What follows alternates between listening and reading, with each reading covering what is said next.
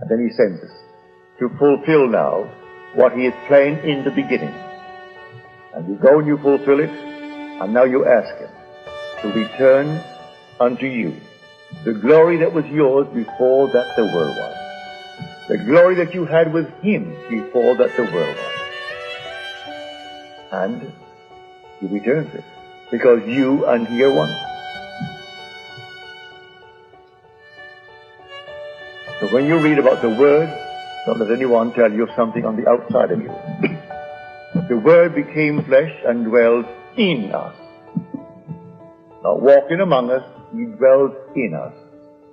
And that being in you, you can call by any other name. But if you call it by any name that causes you to feel a sense of an existing something outside of you, change that name. That's not the name. You've got to get to the point where it is only you that you can call upon. You can't call upon any being in the world, only upon the true Lord. And that true Lord is your own wonderful human imagination. That's what I'm trying to get over night after night to anyone who will listen. I know years ago, my wife said to me, before I had the promise revealed to me, before I had experienced that, when I was only working on the law. And she said, you know, the one unfortunate thing about you is that you don't have faith in anyone but yourself. Well, she was perfectly right. And then my dancing partner, when she knew that Bill and I would get married, she said, I hope she understands that you're always reading the Bible. I hope you can take that, because my dancing partner couldn't take that interest in the Bible. Because to interest him, she said, you better dress yourself up like the Bible. If you want him to really know what you are, dress yourself like the Bible, because then you'll examine you.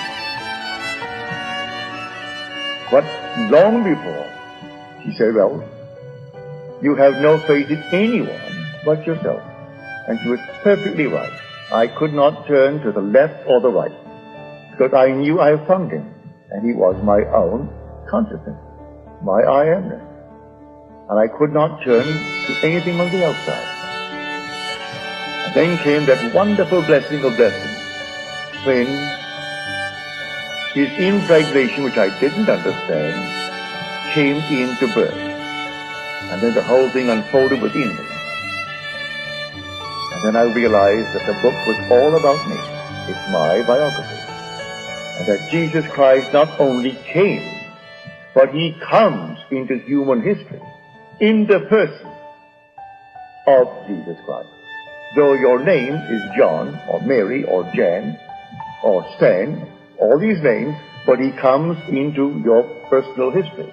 But in the person of Jesus Christ. And it's God himself who came and who is coming. And he continues to come into human history in the person of Jesus Christ. So they're waiting for him to come. They'll wait forever if they look for him on the outside.